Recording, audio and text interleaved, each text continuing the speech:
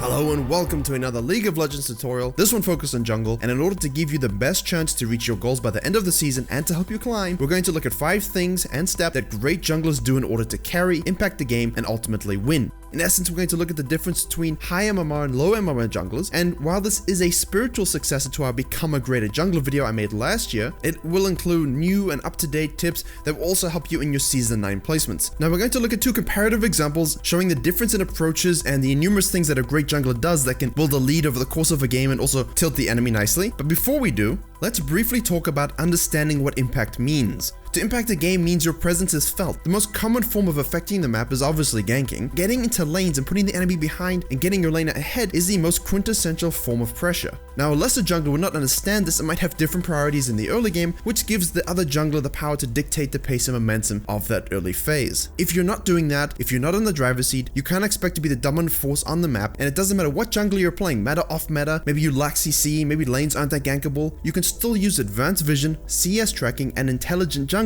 to have that global presence. However, you can also use the same approach by getting into the face of an enemy jungler and forcing laner rotations, summon spells, and even grab some kills. So the jungler who makes the unexpected aggressive move that surprises the enemy will also have shown their dominance. See, you don't have to play Xin or Graves to get into someone's face and force them to play on the back foot. Keeping them in their jungle and away from lanes and away from scuttles and dragons only helps your team. Now in this example here, the first of our 3 core examples, I decided to throw down my own jungle, and after a slightly delayed start at my blue buff and less than ideal lane matchups because my bot lane was against a Draven Pike, and also the fact that the Kayn didn't have to be leashed so they had level 2 priority, I figured I would just stroll on over and see if I could hammer him around a bit, just go for the 1v1 invade. I had used my smite for speed and HP in order to go for this invade, so I didn't have it up and for steals, but the goal was simply to chunk him and push him out of his own jungle. As I begin to cut him off with his red, I see him dragging his raptors in the wrong direction, which means he actually started red without a leash. Had he dragged them to the left in order to have an efficient early path to the top side, I would have actually missed him because I would have had to loop all the way around. Nonetheless, I interrupt his chicken dinner and start to battle him out. Now, most people would probably like the opportunity to fight an off-meta jungler who's just 1v1ing them in their own jungle, but that depends on your abilities as a player and who you are playing. But he obviously doesn't quite understand Ornn, and my aggressiveness, my body language, causes him to think that I'm only doing this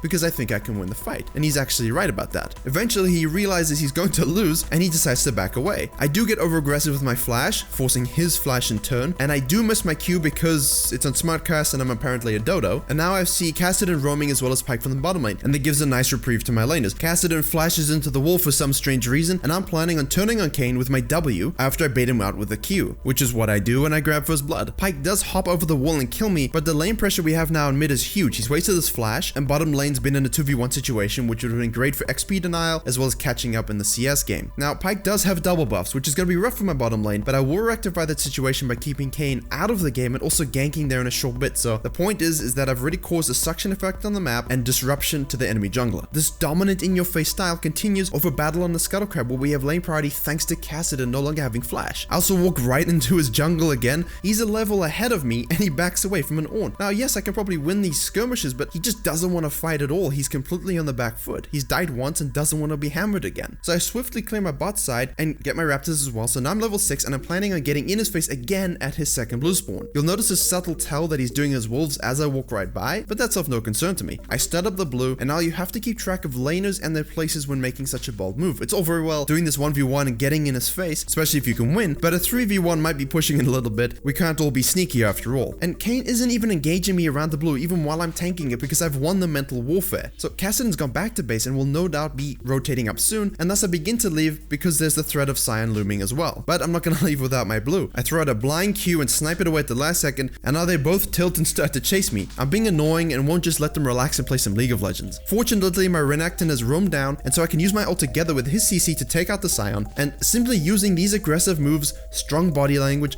grabbing that first blood, and continually breathing down his neck is enough to take him out of the game. You can't counter jungle me, and he will outfarm me if I just let him be free. Great junglers know when to use this body language and mental warfare and to not let others get away with making their own pressure, regardless of matchups. I may not be ganking a ton, but I'm forcing suction effects and keeping the enemy jungler away by impacting the map in a different way. And as I said, my bot lane friends, I went back down there, we got some ganks, we got first tower, we got the dragons, all to repay them for giving Pyke doubles early even if my pressure was worth it. Everything is now balanced. as all things should be. Now for these next tips and examples, I will use my versus gameplay feature of having split screens so you can see what the other jungler is doing in comparison to me, and the goal wasn't to make this into a video, but Taliyah exhibited a lot of things that I hope you can all use to improve, as well as some things that I did that give you other options in your games to carry. So we'll start with her perspective first in the early game, because the key here is that you should always have an early game plan and to not waffle, which means to go back and forth unsure of what you're going to do next. This is a key thing in higher MMR junglers versus lower MMR junglers. You will notice how they move everywhere decisively, and the only shifts in direction or purpose are to react to action on the map in order to make a play off of something or to defend something. Here the Taliyah has taken the wrong spell second, she's taken E instead of the W, and so now she can't easily take the Scuttle Crab, and of course doesn't, and is only concerned with surviving a first clear because of this bad decision. Once she's done that a little bit, she face checks into the river at level 2 to try take that bottom level scuttle, but even as Zyra jungle I've taken that, and even if my clear is much slower, you know it's going to be healthy because of my plants and talisman. So after seeing that that scuttle is taken, she does fall back into a jungle, waits a few seconds for smite to come up so she can take that camp, and once that's done, she simply walks around switching directions constantly. No game plan, waffling. She didn't seem to have any order to her first clear as well, just sort of wandering around. This sort of inefficient time wasting doesn't help you or your team. Go watch a high elo game and you won't see any of this rampant cluelessness in the early game. She finally moves on down to do her Krugs, but still doesn't use a W and E together to proc bonus damage, which reveals a lack of champion knowledge and optimization. So let's incorporate my point of view, which was quite boring. I started E foolishly because I was just trying to test it out. It was much slower, but now I've taken those first camps, I'm level 3, and I go to gank the top lane. I wait patiently to use my E because remember in ganks you don't want to use your CC up front, they can just flash it. You want to wait until you have the best chance of chain CCing the enemy. Once I do that, Poppy follows, Vayne foolishly flashes right at the end, and you can see I've had the first impact on this game despite a horribly slow clear, despite being a much weaker pick, and after that gank I should be thinking, right, do I want to push the lane out? Does the top lane have TP? Is it warded? Well, it's not warded, she does have TP, so I'm just going to loop on around and do the same thing again. Wait for TP, repeat the process, and the lane has been destroyed in 30 seconds while the other junglers are not using that power spike to impact the game at all. There's no game plan whatsoever, no concern about the lanes. So even a few minutes down the line, we skip forward a little bit, using the previous tip of body language and aggressiveness, when I surprise her in the river and dance around her Q that she chucks out, she's very determined to gain vision control, or at least deny mine. But you have to know when to back out. She's frustrated she hasn't been able to have one successful gank, but it's all a byproduct of her own doing. While I've managed to get Scuttle Crabs under control, I've had more pressure, I've put wards down, even as a much weaker jungler pick. My Sona's come to help and Yasuo's on his way down. She overstays trying to fight over this control ward, and she pays the price. This sort of greed is horribly prevalent in lower MMRs. You can blame your team for not rotating, sure, but at the same time, my bot had priority, I threw you off position, and you overstayed. There's no one else to blame. I helped the lanes early while you were just struggling to get clears. Good junglers know when to back off, and they know how to play around this information to get leads elsewhere. So after that misplay, Taliyah's dead and we can roam to the bottom side with our vision control. I full engage on the Caitlyn to make sure my ult hits her despite her E, and we secure a kill on the ADC. And because the enemy jungler has mindlessly passed to the top side after respawning, only to discover that my pressure on the top early has given the puppy a huge lead, and she was able to ward and steal Taliyah's blue. Because of that, we can immediately fall back to the Fire Drake after the gank because we see her on the map. What I've noticed is that a lot of more inexperienced junglers or lower ranked junglers will not exploit vision and positional advantages to secure scuttles, drakes, and heralds. They're so focused on their own farm, their buffs, catching up, that they give up the map to do so. Now in a tilt-worthy moment, you can see it's getting to her mind. She tries to use her ult to snipe a kill purely out of greed, but fails, and now moves up to clear a ward, but doesn't consider that Sona and myself will actually turn on her. We just took the dragon. We're still around. There's this huge assumption by these junglers that I'm going to play according to her rules, nice and slow, nice and respectful, you know, we're not attacking each other. That's ridiculous. You should always look to take out junglers who don't respect the map, vision, or where you could be at any given moment. I had a game plan, I exerted pressure on the map, we had vision control, I was aggressive against the enemy jungler, and because of that I had lane priority that I could exploit to further keep her down. So let's close out these tips by bringing it all together and giving a few others, and we're going to look at a game with heavy focus on more lane pressure than in the Zyra example. Instead of concerning myself so much with the jungler, I'm simply concerned about the lanes and how I basically do a Lee Sin's job while he's farming and not really, doing anything proactive. He does have some good counter plays, but he's not in the right position at the right time, and that's so important as a jungler. Again, I'm on and I'm going to be dominating the map, controlling the pace, dictating the momentum, and this shouldn't happen if I'm against a prototypical jungler who can absolutely exploit my weakness. And this is where we get into the final tips of being a great jungler, and that's to look to be everywhere all the time. I don't mean TPing around, I mean reading the map and being in the right place at the right time, where you should be. And this can be simply through ganking, making outplays of your own, knowing when to punish enemy greed, when to hard feed yourself, and most importantly, using a variety of pathing and approaches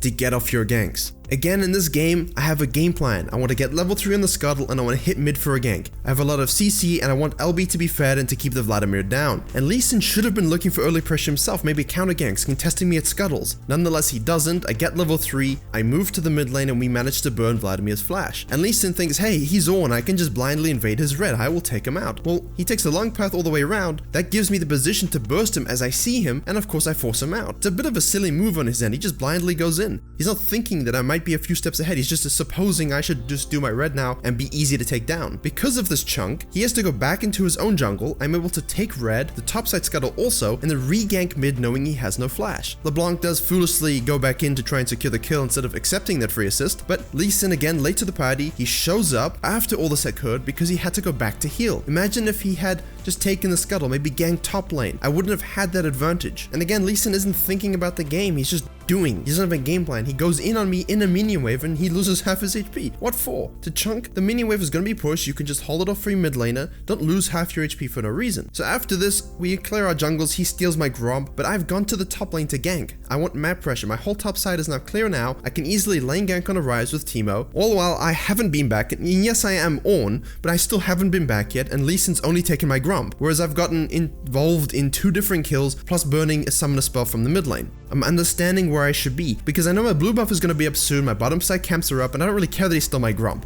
The lane pressure and kill is worth way more. Now what I should mention is that my bot lane is actually being hammered, and I need to go make an impact there as soon as possible. I want to be in the right place at the right time, I want to control the entire map, even as Ornn. My bot lane wouldn't tell me if Zyra had flash or not when I asked, so I assume she did. When she calls my bluff, I ult in case she would flash, but sadly she does not, and they turn and kill my team. But nonetheless, I'm able to kill the Zyra, I'm able to hold off the Lucian, and then make a personal outplay of my own, and sometimes that's needed. You're not concerned so much with the mini waves, you want that shutdown gold, you want to take him off the map, which I do while also burning his ult, which gives my laners a bit of a reprieve of their own because they know that he now has no ult to play with. And this whole time Lee Sin's gone back, he's gone back to the top, and he does try and gank mid a little bit, as you'll see on the screen, and for some reason he's trying to push the tower. I don't really know what he's trying to accomplish here, it's a complete waste of time. You with Vladimir, you're not going to get first tower gold anytime soon, there's no purpose to his actions. Meanwhile, I've gone top lane and burnt Ryze's flash, great for Teemo, now we can take him out again. And with this, I rotate down to the bottom lane, and Lee Sin does a good job. We give him credit for the counter gang, killing the LeBlanc, but instead of helping his laner push out the wave so he can go back, he just leaves, and basically that means I can perform an outplay on the Vladimir, get him killed,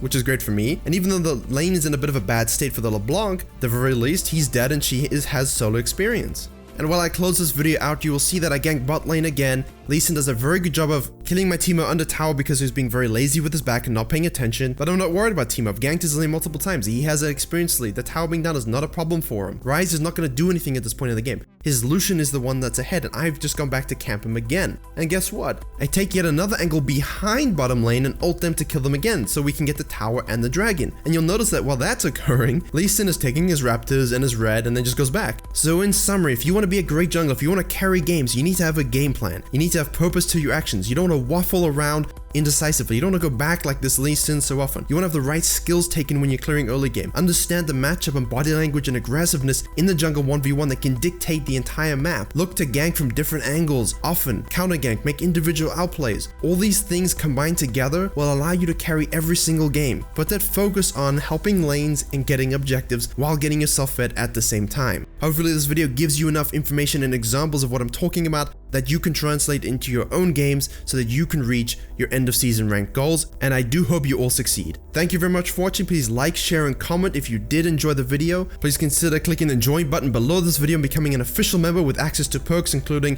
voting on content, having a special role in the Discord server, and more. Don't forget to subscribe for more League of Legends and jungle guides coming soon, and as always, I will see you all in the next tutorial.